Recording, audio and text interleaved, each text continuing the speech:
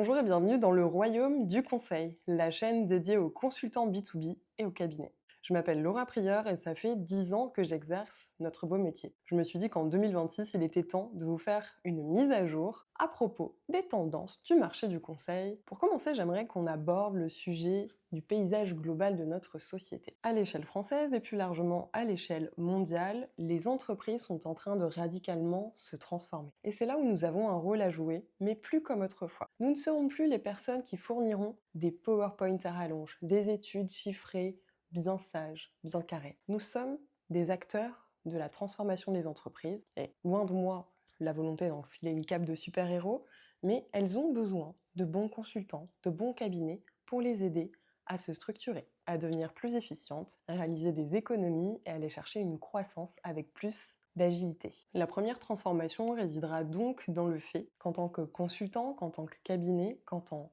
qu'expert accompagnant, nous allons devenir des partenaires de transformation et non plus des usines à produire de la matière grise gentiment standardisée sur des documents ultra léchés. Par rapport à ça, nous allons devoir développer de nouvelles compétences, notamment en termes de posture, d'accompagnement humain, de psychologie et même parfois de coaching. Les meilleurs consultants du marché aujourd'hui maîtrisent ces outils supplémentaires et ils portent en eux la confiance dont leurs clients ont besoin pour pouvoir aborder cette transformation de marché avec un maximum de sérénité. Imaginez un dirigeant d'entreprise d'une cinquantaine d'années qui n'a jamais mis un pied dans le numérique et qui porte une entreprise à 10, 20, 30, 40, parfois même 50 millions. Je vous promets que ça existe encore à ce jour, mais qui perd des centaines de milliers d'euros chaque année en n'optimisant pas tout un tas de paramètres, en ne créant pas d'applications spécialisées pour manager ses flux logistiques, en ne faisant pas appel à un acheteur pour pouvoir compresser, mieux négocier ses achats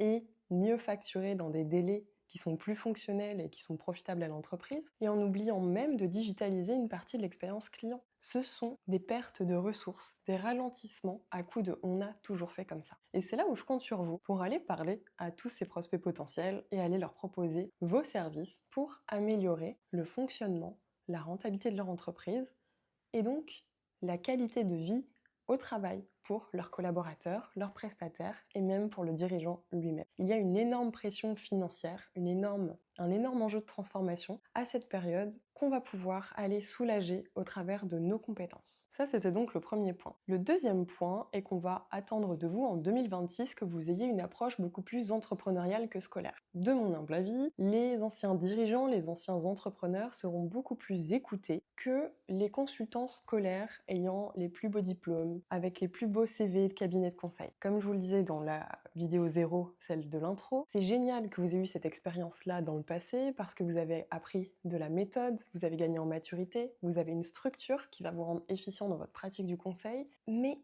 votre expérience et votre logique pragmatique et surtout de terrain sera beaucoup plus valorisée que celle de vos confrères qui resteront dans le moule. Et les chiffres disent que 30 à 40% des gens qui sont actuellement consultants vont devoir s'adapter, se former, devenir meilleurs, se recycler ou changer de métier. C'est ça qui est fortement dommage. Donc au-delà d'avoir un cerveau extrêmement bien câblé, une logique fine, voire une approche complète des systèmes pour les pluridisciplinaires, vous allez être invité à vous transformer en partenaire de croissance. Troisième grand changement, bien sûr, en 2026, l'intelligence artificielle. Elle ne va pas vous remplacer, mais elle va, une fois de plus, vous pousser à vous transformer. De nombreuses parties des études stratégiques, des données chiffrées, des analyses de rentabilité vont pouvoir être poussées et facilitées par l'IA. Donc, si ce que vous produisez à votre client pour quelques dizaines de milliers d'euros, il peut l'obtenir à coup de quelques prompts bien rédigés, vous comprenez que vous serez vite remplacé. En revanche, votre logique beaucoup plus globale, beaucoup plus structurée, va vous amener à mieux l'accompagner. Vous allez autant tenir l'espace avec votre posture que conduire le dirigeant, marcher à ses côtés, en lui donnant des repères, des indicateurs et en anticipant certaines de ses décisions clés. Et c'est ce potentiel sérénité, cette sécurité, ce recul que vous allez pouvoir commercialiser.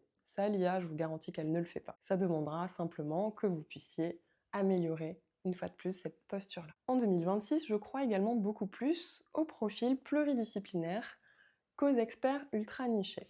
Pour moi, les experts ultra nichés ont leur place dans les grands cabinets pour intervenir sur des sujets extrêmement pointus pour les grands comptes, pour les multinationales, pour aller résoudre un problème chirurgical dans un système immense et global. Cependant, la majorité des entreprises sont des TPE, des PME, voire des ETI, et les clients seront ravis de payer un seul individu sans avoir à les coordonner via un chef de projet ou à les coordonner lui-même, qui sauront aborder les problématiques de manière transversale. Si je prends par exemple le sujet des RH, si vous recrutez des gens qui ont tendance à partir encore et encore, pensez-vous qu'il faut changer de recruteur simplement?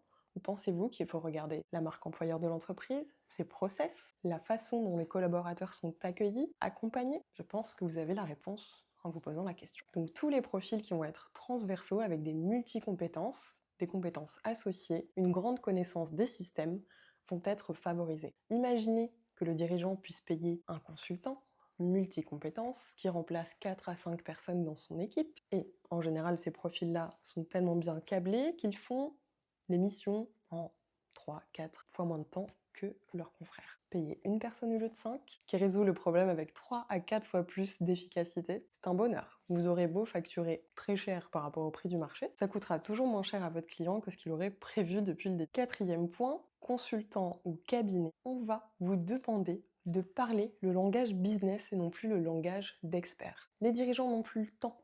Les dirigeants ont besoin d'être efficients. Et si vous leur parlez chinois, technique, avec des listes à rallonge, vous allez les perdre. Traduisez vos propos techniques dans un langage qui lui soit compréhensible, qui lui soit intelligible. Si vous vous adressez à une niche qui est elle-même technique, je sais pas, je pense au BTP, essayez d'employer des métaphores qui vont être compréhensibles pour votre client. Montrez-lui également que vous comprenez les termes et les spécificités de son industrie, ça ce sera extrêmement rassurant. Pour ce quatrième point, j'aimerais également que vous puissiez affiner votre compréhension du business au sens large. Ce n'est pas parce que vous êtes un expert en marketing que vous devez délaisser l'aspect vente, l'aspect delivery, l'aspect achat et tous les process relatifs à une entreprise. Car votre intervention doit aller débloquer le point de friction dans l'organisation globale de votre client.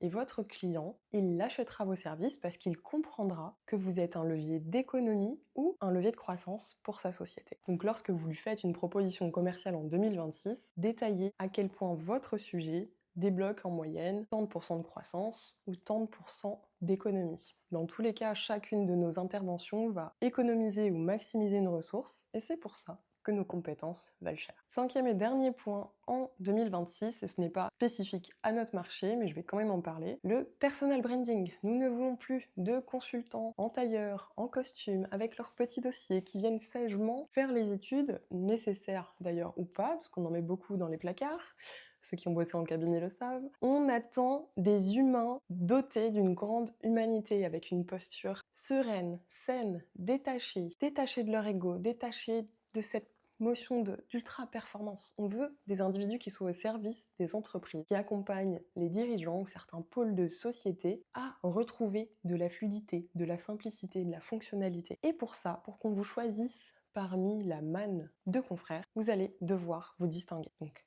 travaillez votre personal brand, prenez position, montrez votre caractère, soyez le plus vrai, le plus juste possible, le plus authentique, même si ce terme commence à être galvaudé, tout comme la bienveillance, mais plus vous allez être entier, plus vous allez être stable, régulé, ou démontrer une forme d'intensité qui va faire que vous êtes spécial, que vous avez le bon parcours, la bonne histoire de vie pour aller résoudre le problème du dirigeant et faire écho à sa situation, plus on va vous choisir vous. Donc je vous invite vraiment en 2026 à aller travailler ce personal branding encore plus pour les cabinets. Montrez vos valeurs, montrez votre humanité, car aujourd'hui dans ce monde hyper digitalisé, mis sous pression avec les budgets, nos clients en auront besoin. J'espère que cette petite mise à jour vous aura mis le pied à l'étrier pour commencer cette nouvelle année avec plus de sérénité. Pour les consultants ou les cabinets qui voudraient travailler ces aspects d'offre, mieux parler le langage business, améliorer leur posture, je vous invite à découvrir le royaume du conseil sous la vidéo. Pour ceux qui ont apprécié, repartagez,